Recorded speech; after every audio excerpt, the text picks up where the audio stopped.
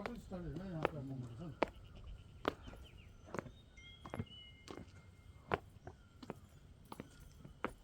जगह किचन बना है, किचन